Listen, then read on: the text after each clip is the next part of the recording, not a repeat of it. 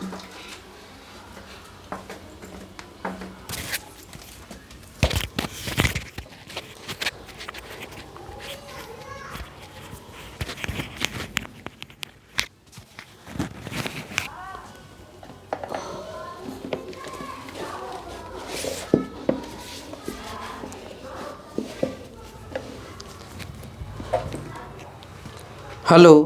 इस वीडियो में हम लोग बात करने जा रहे हैं आज संविधान के बारे में कि आखिर संविधान का निर्माण कैसे कैसे इंडिया में हुआ, संविधान क्या होता है, संविधान कितना प्रकार के होता है, इसके बारे में चर्चा करते हैं।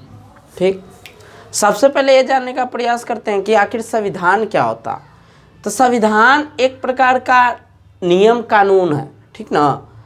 संविधान जो है एक नियम कानून है। किसी भी देश को चलाने के लिए जो नियम कानून होता है उस नियम कानून का दस्तावेज ही क्या कहलाता है, संविधान कहलाता है।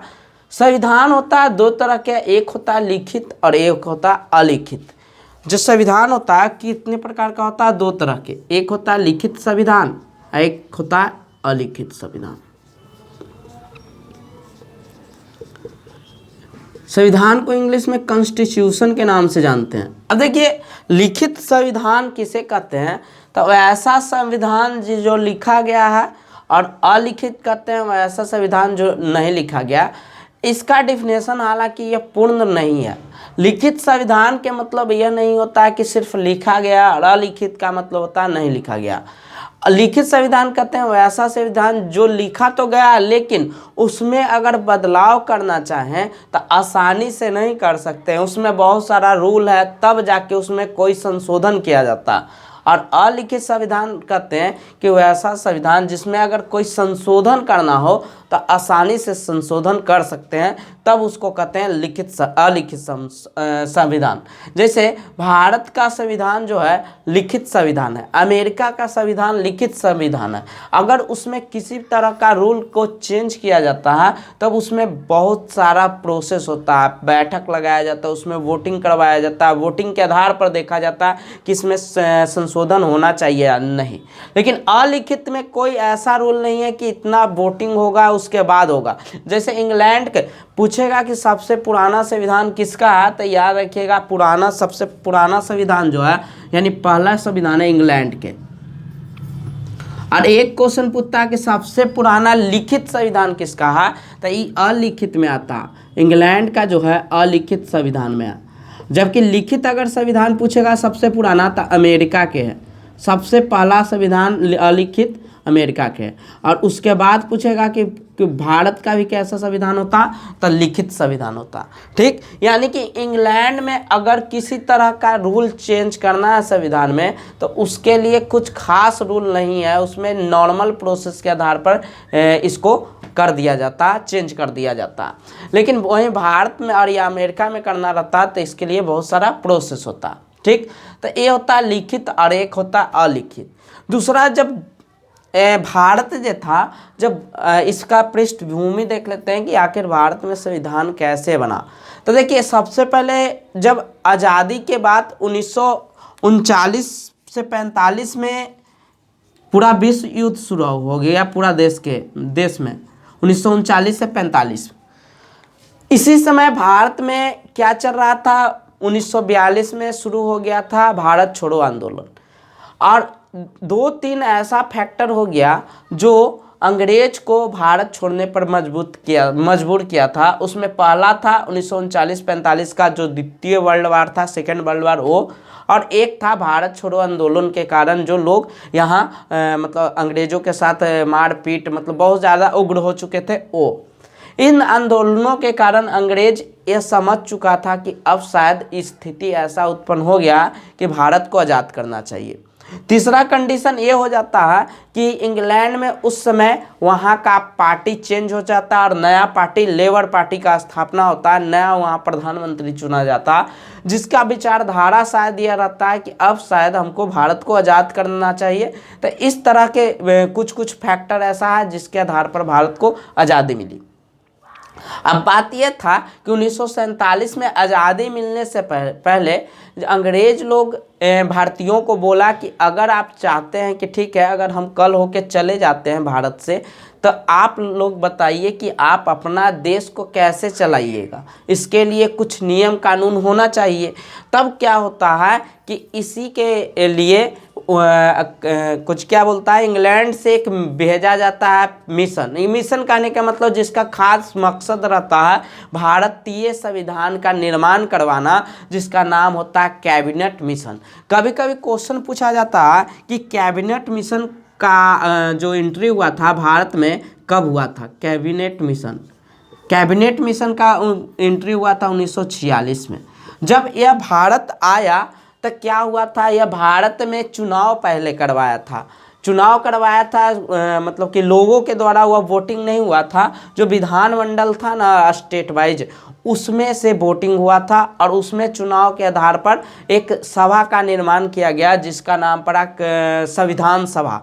संविधान सभा का जो गठन हुआ था, उस संविधान सभा के याद रखिएगा गठन कब हुआ था। कभी कभी क्वेश्चन ये सब पूछा जाता। संविधान सभा का गठन तो जुलाई 1946 में संविधान सभा का गठन हो गया था। ठीक, जब संविधान सभा का गठन हुआ तब यहाँ से शुरू हुआ कि आखिर अब कैसे देश का संविधान बनेगा और किन किन चीज़ों को लाना है भारत में, कौन सा। तब क्या हुआ, जब संविधान सभा बना तब बहुत सारे समितियाँ बनाई गई कि आपको ऐसा ऐसा काम करना है। इनमें कुछ प्रमुख समितियां जो थी, जिसमें एक समिति बहुत फेमस है एग्जाम के दृष्टिकोण से, जिसका नाम है प्रारूप समिति। जो नाम से ही पता लग रहा है, प्रारूप यानी कि यह रूपरेखा संविधान का तैयार किया था, इसलिए इसका नाम पड़ा था प्रारूप समिति। तो प्रारूप समिति के से दो गो क्वेश्चन पूछा जाता है। पहला पूछा जाता है कि प्रारूप समिति में कितने सदस्य थे। तो सदस्य अगर पूछेगा तो याद रखिएगा 7, कि प्रारूप समिति में कितना सदस्य थे, तो 7। और एक पूछता है कि प्रारूप समिति के अध्यक्ष कौन थे। तो अध्यक्ष थे, इनका नाम था भीमराव। कौन सी नाम था? भीमराव अंबेडकर। तो भीमराव इस प्रारूप समिति के अध्यक्ष बने। ठीक, और इनका मेन काम था संविधान के रूपरेखा तैयार करना। इसके अलावा एक और ऐसे तो बहुत सारा समिति बनाया गया, जैसे संचालन समिति जिसका अध्यक्ष डॉक्टर राजेंद्र प्रसाद थे, संघ समिति जिसका जवाहरलाल नेहरू थे। इसके अलावा एक और पूछता है झंडा समिति। तो झंडा समिति वाला याद रख लीजिएगा, झंडा समिति जिसका नाम है जेवी कृपलानी। जेवी कृपलानी जो थे वो झंडा समिति के अध्यक्ष थे। ठीक, यहाँ से याद रखिएगा प्रारूप समिति के कितने सदस्य? 7। अध्यक्ष कौन थे? भीमराव अंबेडकर। जब ये सब समिति बन गया था तो अब यहाँ से बात हुआ कि जब अगर हमको देश में संविधान बनाना है ताकि कैसे बनाया जाए। तो क्या हुआ था कि 1935 में अंग्रेज नियम लेके आया था। बहुत सारा समय पर वो सब अंग्रेज नियम कानून लाता था। उसी में एक नियम लाया था 1935 का अधिनियम। ठीक ना, कहा जाता है कि संविधान सभा ने 1935 के अधिनियम को 80% तक 2 कॉपी कार्बन कॉपी करके छाप लिया था। तो कभी कभी क्वेश्चन पूछेगा कि बताइए भारतीय संविधान का जो मेन है वो सबसे ज़्यादा किसका प्रभाव पड़ा है, जिसमें आपको रहेगा पूछेगा किसके संविधान का सबसे ज़्यादा प्रभाव पड़ा।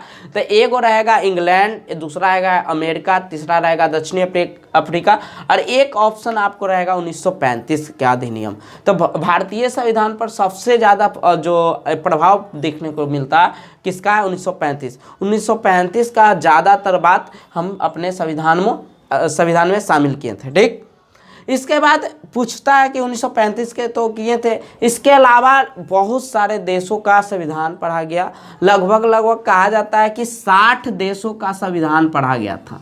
और 60 देश जब पढ़ा गया था तो वहाँ से जो बात अच्छा लगा मतलब कि वहाँ उस टाइम लोगों को वो सब चीज़ को भारतीय संविधान में लिख दिया गया। अब चूंकि किसी के संविधान से कॉपी कीजिएगा तो हर चीज़ का जो अच्छा लगेगा उसको लिखिएगा तो ये निश्चित है कि आपका संविधान बड़ा हो जाएगा।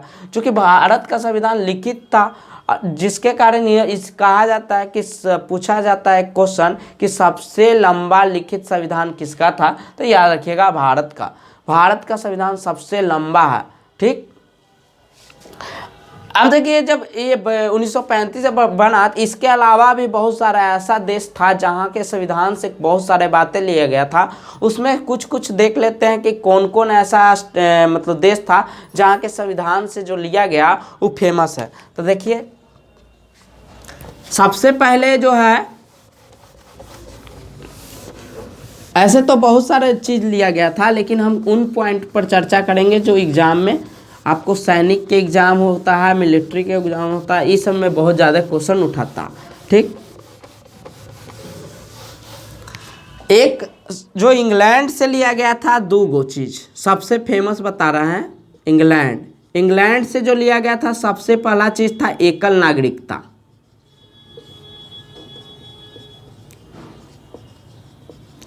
और दूसरा लिया गया था संसदीय कार्य प्रणाली।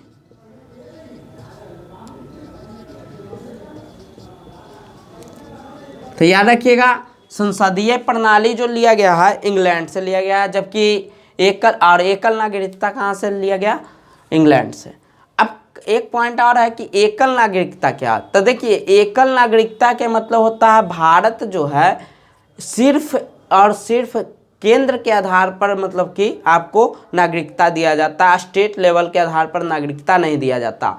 यानी कि आपको 2 तरह के नागरिकता नहीं मिलेगा, यानी आप भारत के अगर रहने वाले हैं तो सिर्फ भारत का नागरिकता मिलेगा, न कि आप जिस स्टेट से बिलोंग्स करते हैं आपको वहाँ के नागरिकता भी मिलेगा। जबकि चूँकि भारत जो है राज्यों का संघ है, ग्रुप है, इसी तरह ग्रुप जो है USA भी है, United state of America. United state of America जो है वो भी एक ग्रुप है, लेकिन जो भारत का ग्रुप है उसको यूनियन कहते हैं, और जबकि अमेरिका का जो ग्रुप होता है उसको फेडरल कहते हैं। तो फेडरल में क्या होता है कि यूनियन और फेडरल में अंतर बस इतना होता है कि जब कोई देश की कहिए या राज्य जो होता है जब आपस में मिलकर एक देश का निर्माण करता है, एक ग्रुप का निर्माण करता है, तो इसमें जब संघ आप बन जाता है वो, तो उसमें से अलग आप नहीं हो सकते। यानी भारत जो राज्यों का संघ बना है, कल होके राज्य कोई भी ये राज्य नहीं कर सकता है कि अब हम भारत से अलग होना चाहते हैं। जैसा कि सिक्किम भारत का राज्य नहीं था, उसको बाद में आया था तो उसको मिलाया गया था। कल हो के सिक्किम ये नहीं कह सकता है कि हम भारत को छोड़कर अब अलग होना चाहते हैं, तो ऐसा नहीं होगा। जबकि अमेरिका में बहुत सारा देश आपस में एक कहा जाता एग्रीमेंट के आधार पर ही सब आपस में मिला, और या इसमें जब चाहे वह इस एग्रीमेंट को तोड़ के अलग हो सकता। तो यूनियन और फेडरल में बस इतना अंतर है। और वहाँ का जो नागरिकता होता है वो दोहरी नागरिकता है, मतलब कहने का मतलब अमेरिका अपना नागरिकता देगा प्लस में जिस देश से बिलोंग्स करते हैं ग्रुप जो है उसका भी नागरिकता देता है। ठीक ना, तो इंग्लैंड हो गया। इसके बाद एक बहुत ज़्यादा फेमस आता है अमेरिका का 2 चीज़ बहुत ज़्यादा फेमस है। सबसे पहला है मौलिक अधिकार,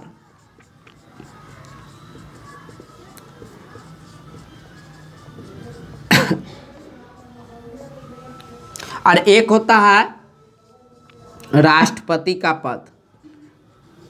राष्ट्रपति उपराष्ट्रपति का पद कहाँ से लिया गया है, अमेरिका से। अमेरिका के संविधान से लिया गया है राष्ट्रपति और मौलिक अधिकार ये सब। इसके अलावा भी और भी पॉइंट है, जैसे न्यायिक पुनर्विलोकन है जो अमेरिका के संविधान से लिया गया था। जो इम्पोर्टेंट पॉइंट ऑफ व्यू ज़्यादा है एग्जाम पॉइंट ऑफ व्यू से, उसी को हम ले रहे हैं। इसके बाद याद रखिएगा एक होता है दक्षिण अफ्रीका। दक्षिण अफ्रीका जो लिया गया है वो दक्षिण अफ्रीका से संशोधन की प्रक्रिया, यानी संविधान में कैसे कैसे संशोधन किया जाएगा, इस प्रक्रिया को कहाँ से लिया गया, दक्षिण अफ्रीका। तैयार रखेगा संशोधन प्रक्रिया।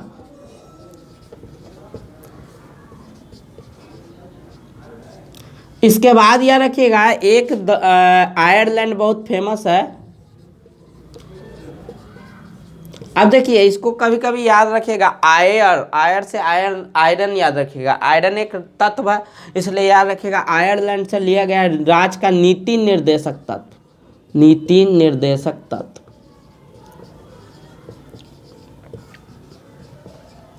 वो कहाँ से लिया गया? आयरलैंड से लिया गया। ठीक, एक क्वेश्चन पूछता है रूस से, मौलिक कर्तव्य कहाँ से लिया गया? तो रूस से। याद रखिएगा ऐसे कि मालिक का कर्तव्य है रूस जाना, इसलिए कर्तव्य कहाँ से लिया गया? रूस से। इसके अलावा एक और फेमस है, आयरलैंड हो गया, अफ्रीका हो गया, जर्मनी। जर्मनी से क्या लिया गया? तो आपात प्रबंध, यानी आपातकाल जो लगता है उसका जो प्रोसेस होता है वो जर्मनी के संविधान से लिया गया। कभी कहीं कहीं जर्मनी को ही वीमर संविधान बोलता है, वीमर का संविधान। ठीक, तो ये याद रखिएगा। इसके अलावा कनाडा से भी लिया गया, कनाडा से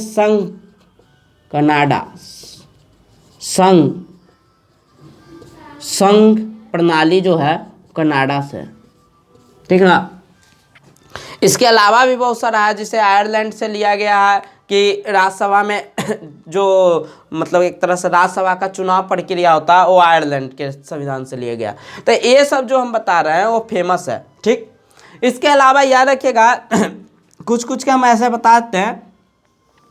आपात जो होता है भारत में 3 तरह से होता है। ठीक ना, इसका ऐसे चर्चा करेंगे। इसका भाग क्या है? तो भाग 18 है आपात। पूछेगा कि बताइए कौन कौन जो है आपात फेमस है भारत में, तो 352, 356 और 360 ये अनुच्छेद के हैं। तो 352 में जो है राष्ट्रपात है, 356 में राष्ट्रपति शासन है और 307 में बीट आपातकाल है, जिसका चर्चा हम बाद में करेंगे। अभी कुछ बेसिक पॉइंट देख रहे हैं कि आखिर कहाँ कहाँ से क्या लिया गया। ठीक, इन पॉइंट को आप याद रखिएगा, कहाँ कहाँ से दक्षिण अफ्रीका से संशोधन की प्रक्रिया, और ऐसे हम इसको बताएंगे कि केमा संविधान संशोधन के तहत प्रक्रिया ये है, अनुच्छेद बताइए, भाग बताइए, वो बाद में होगा। ठीक, तो इसको आप एक बार देख लीजिएगा। और 1935 को याद रखिएगा, सबसे ज़्यादा अगर कोई चीज़ उठाया गया तो कहाँ से उठाएगा? 1935 के। ठीक,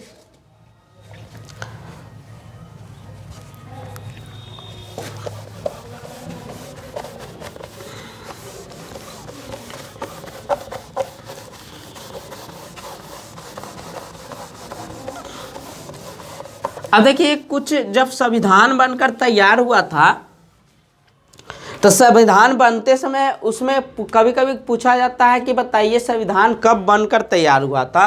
तो याद रखिएगा 26 नवंबर को तैयार हो गया था।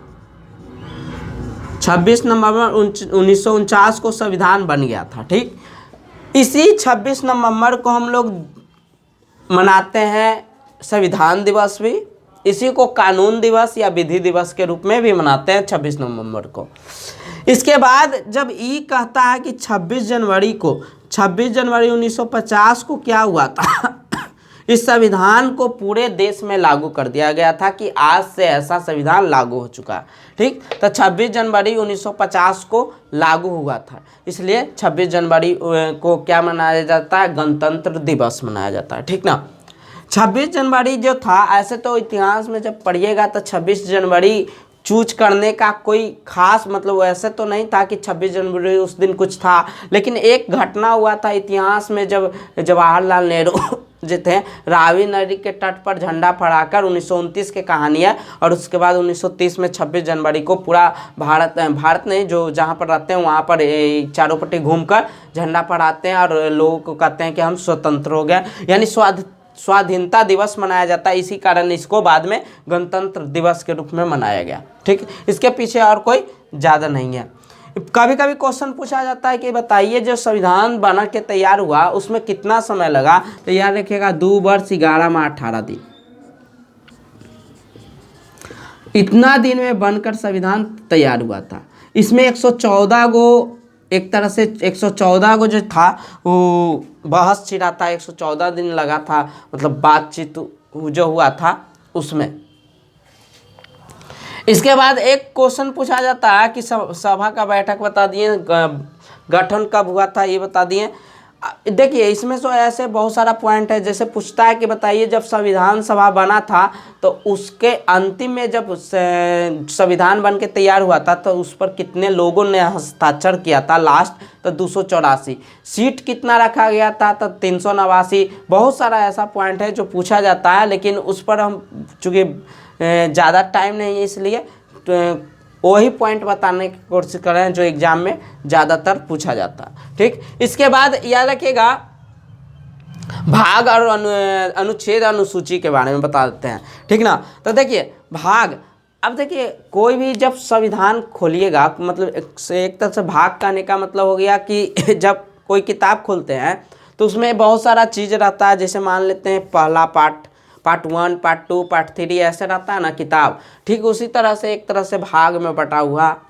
उसमें याद रखिएगा जो टोटल जो प्रारंभ में संविधान बनकर तैयार हुआ था तो उसमें कितना भाग था, तो 22 भाग पहले भी था और अभी 22 भाग है, लेकिन कुछ उपभाग जोड़ा गया है जिसको मिला दिया जाता है तो ऐसे कहा जाता है कि 25 भाग है, लेकिन हम लोग ऐसे आज भी मानते हैं कि 22 ही भाग है। जो जोड़ा गया वो उसको उपभाग में रखते हैं, इसलिए आज भी 22 भाग मानते हैं। और कहेगा कि अनुच्छेद कितना था, यानी प्रारंभ में तो 395 अनुच्छेद शुरुआत में था जब संविधान बनके तैयार हुआ था। आज 450 से प्लस है, यानी कि लगभग 460-66 के आसपास पहुंच चुका है। और अनुसूची जो था पहले 8 था और वर्तमान में कितना अनुसूची है, 12, ये वर्तमान में है। ठीक ना, तब इसको से भी क्वेश्चन पूछेगा कि आपको बताइए कितना भाग है, कितना अनुसूची है, कितना अनुच्छेद है। ठीक ना, समय बता दिए, देश कौन कौन देश से कौन कौन संविधान कौन कौन बात लिया गया। ठीक, इसके बाद बहुत सारा देखिए, अब यहाँ से जो मेन पॉइंट है वो आपका है कि कौन सा, जैसे नागरिकता के बारे में, कि नागरिकता यानी कि भाग कि कौन भाग से कौन सा रिलेटेड है। जैसे भाग 1 का संबंध किससे है, तो भारत के राज्यों के संघ का बारे में वर्णन है। इसके बाद बहुत सारा आएगा, भाग 2 नागरिकता है, 3 मौलिक अधिकार है, 4 राज्य के नीति निर्देशक तत्व है, 4 के मौलिक कर्तव्य है। तो इसको पर चर्चा हम लोग बाद में करेंगे। और जो भी इम्पोर्टेंट जो भाग है और जो भी अनुसूची है इम्पोर्टेंट, इसके अलावा जैसे 8वीं अनुसूची बहुत इम्पोर्टेंट है क्योंकि इसमें 22 भाषाओं का चर्चा, कितना भाषा शुरू में था। फिर राज्य पुनर्गठन आयोग के बारे में बताएंगे कि जब राज्य पुनर्गठन आयोग आया था तब कितना राज्य और कितना केंद्र शासित प्रदेश बना था। तो इसका चर्चा हम अगले वीडियो में करेंगे।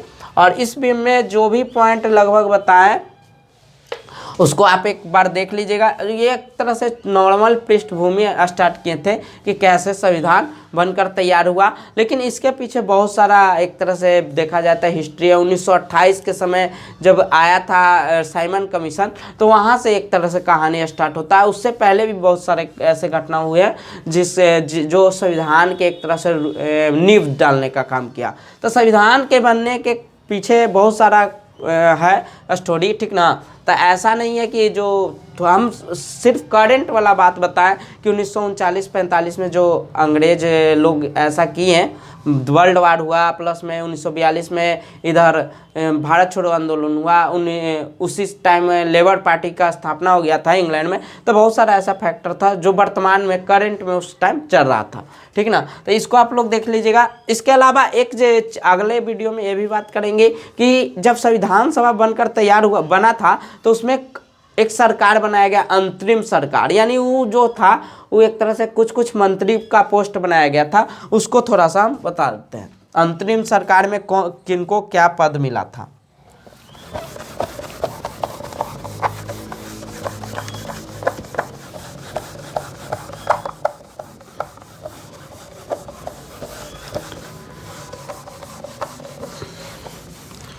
देखिए अंतरिम सरकार,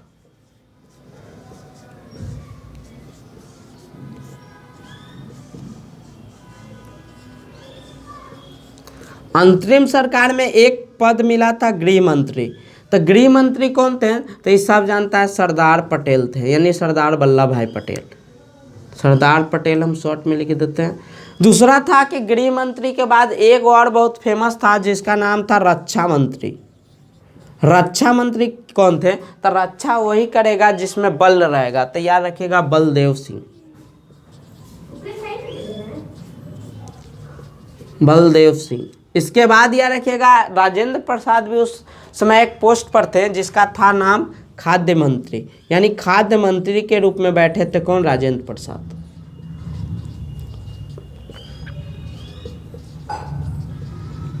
इसके अलावा शिक्षा मंत्री भी होता है, शिक्षा मंत्री श्री राजगोपालाचारी, जो भारत के स्वतंत्र भारत के प्रथम एवं अंतिम गवर्नर जनरल बने, ठीक ना। तो इस जो था ये नॉर्मल है, एक दो पॉइंट कभी कभी पूछ लिया जाता है। गृह मंत्री कौन थे उस समय? सरदार पटेल थे। रक्षा मंत्री बलदेव। सबसे ज़्यादा क्वेश्चन रक्षा मंत्री से पूछा गया, इसलिए इसको माइंड में रखिएगा, ठीक ना। और उसके बाद जब भारत आज़ाद हो गया था 1947 में, क्या हुआ कि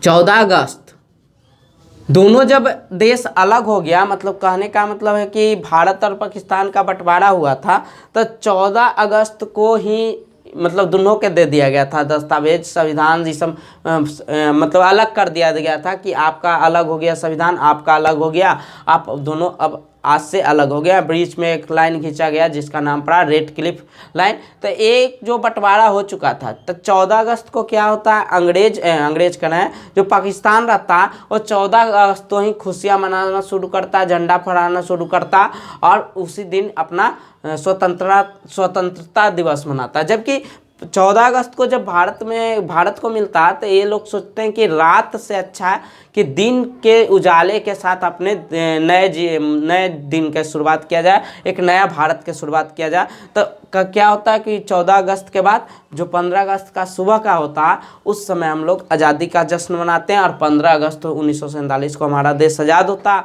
और 15 अगस्त से हम लोग शुरू करते हैं मनाना क्या, हमारा स्वतंत्रता दिवस। इसके बाद जब भारत स्वतंत्र हुआ, तब हमारे देश में कुछ ऐसे पोस्ट बनाए गए, जैसे प्रधानमंत्री का पोस्ट उसके बाद आया था। तो भारत के उस समय प्रधानमंत्री कौन थे, उसके बाद और कुछ पोस्ट बना था, रेल मंत्री कौन थे, तो बहुत सारा ऐसा पोस्ट थे जिसको बनाया गया था, ठीक ना। तो इसका चर्चा हम लोग बाद में करेंगे, अगले वीडियो में करेंगे। इसको एक बार आप लोग देख लीजिएगा, अगले वीडियो में बात करेंगे। अंतरिम सरकार करवा दें, उसके बाद जो स्वतंत्र भारत के सरकार बना उससे रिलेटेड कुछ भाग देख लेंगे, कुछ अनुसूची देख लेंगे, कुछ संशोधन के बारे में देखेंगे, जो इम्पोर्टेंट फैक्टर है उसको देख लेंगे, मौलिक अधिकार क्या होता है उसके बारे में देख लेंगे, ठीक है। तो मिलते हैं अगले वीडियो में। जय हिंद।